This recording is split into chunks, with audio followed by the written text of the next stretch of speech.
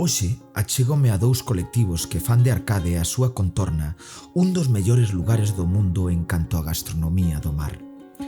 A visión de Marlene, unha mariscadora namorada do seu avó, un mariñeiro cheo de creatividade e os recordos en que danzas de Carlos e Luís, deses primeiros hostaleiros que converteron esta terra nun referente de bo trato e de bo comer.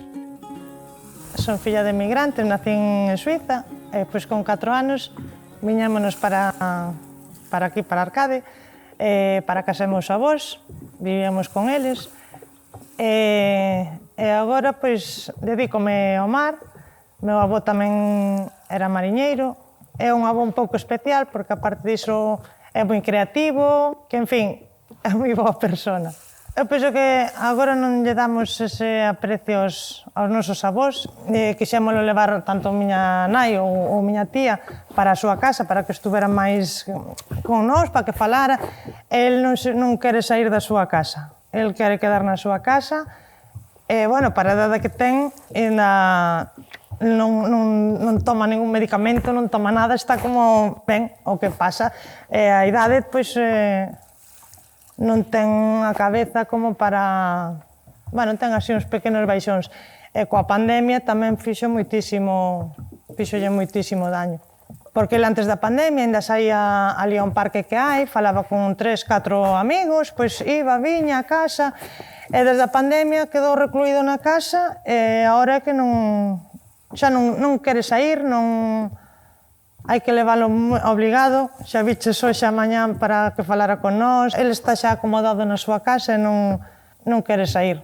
Entre toda a familia cuidámolo, por exemplo, vou ao mediodía a facerlle a comida. E o estar ali, facerlle a comida, estar con el, pois sempre me traslada outra vez á infancia.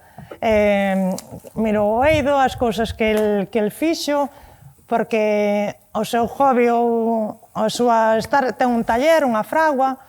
Entonces, el ali, pois, facía as súas creacións, as súas obras de arte. Como era mariñeiro tamén, pois, facía os sangazos, os sachos para as mariscadoras da pé, incluso chegou a facer uns barcos de poliéster, uns dos primeiros barcos de poliéster, así a súa maneira, coas súas medidas, facía, quitaba, poñía, pois logrou ainda facer uns cantos barcos. Ten unha xirafa na casa posta a tamaño real, casi, pois que era un xenio. Estuvo tamén en barcos de pasaje traballando, entonces ten historias para contar infinitas. Hai unha que é curiosa, non? De Gary Cooper. Ai, non, sí. Pois estaba en Manhattan, como dice el, estaba tomando un café nun bar, e acercóselle un señor que el non sabía nin quen era, pediulle un cigarro, un pitillo. Pois entonces el conta a historia de que Gary Cooper lle pediu un cigarret, como dice el, que el queda moi simpático cantando na medida que pode a historia.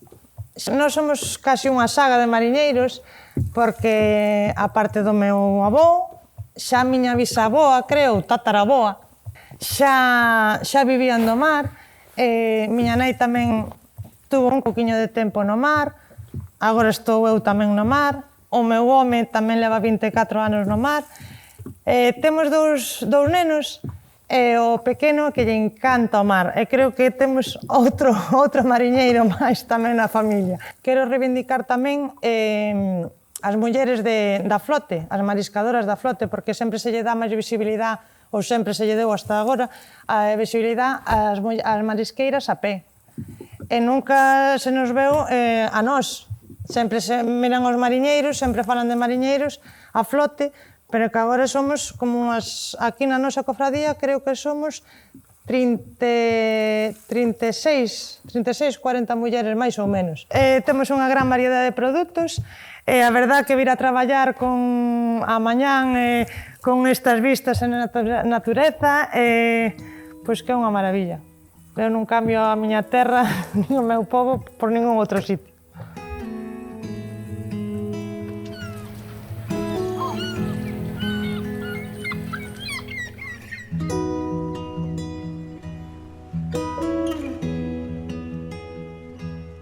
cabe duda que as mariscadoras, os mariscadores e a hostelería levantou o pueblo de Arcade. Chegou a haber 23 restaurantes, entre bares e restaurantes, en Arcade. Hoxe hai menos, pero... Hoxe hai a mitad, porque moitos xa quedaron atrás. Morreron os donos e xa non tiveron sucesión e con o problema da pandemia tamén ainda axudou ainda máis a destruir a hostelería. Daquela iban descalzos, iban en barquiñas a mariscar, iban moito máis difícil. Hoxe xa cada un ten o seu barquiño, xa é distinto. Porque te acordaste cando estábamos no 501, que quedaba así a traballar ou marchaba a Marín, comprar as cigalas, e despois marchábamos de Carallada a cenar, cenábamos a Marín no Cantaclaro, xa choveu. Ya non existe. E despois viñamos e contábamos as cigalas para vender o outro día. Se vendía por peza. Para nós non existía a báscula. Según comprábamos, así se vendía. Empecé a traballar con 13 anos e traballei desde os 13 anos hasta os 65. Empecé con 12 anos hasta os 68. Sei que traballei 56 anos na hostelería, que había que levantarse ás 6 da mañán, organizar todo o que era o mostrador, limpiar todo, empezaban os clientes a vir para tomar café para ir que iban a traballar, e de aí xa enlazábamos coas comidas, e logo, pois, hasta 5 ou 6 da tarde, facíamos unha paradiña de un par de horas, e logo outra vez, mentres que había clientes, había que servirlos. Nos éramos pinches de cociña. Incluso despois de dar as comidas no restaurante que estábamos, había que ir ao baño de comer aos bichos, aos porcos que tiñan. Dalle de comer e levarlle a cena tamén. E era así a jornada. E non había descanso para nada. Era así a vida. O segredo é que a materia prima sea de primeira calidad, porque sempre traballamos produto de primeira. A nosa vida empezou no 501, no ano 1977. Empezamos os dous codo con codo. E, bueno, aí estivemos 9 anos e chegamos ao momento que non tiñamos capacidade para a clientela. Entón foi cando decidimos edificar este local, que empezamos a edificalo no 83 e no 86 inauguramos. Se antes tiñamos batalla, despois multiplicouse, porque os fin de semana tiñamos bodas e pola semana tiñamos unha clientela que sempre nos acompañou polo bo servicio e pola amistad que tiñamos con toda a clientela, non? E hoxe, pois, deixamos a juventud porque nos chegamos ao momento que tiñamos que parar, porque viñemos tamén para disfrutar algo, non solamente para traballar. E creo que a juventud está respondendo e que están levando por bon camiño e están traballando como antes, ou mellor. A hostelería está como sempre, non nin máis fácil nin máis difícil. O que traballa ben, pois ten xente, e o que traballa máis corriente, pois ten menos, pero, bueno, hai que defenderse. Canto mellor o fagas, máis xente terás. Iso sempre foi e sempre será.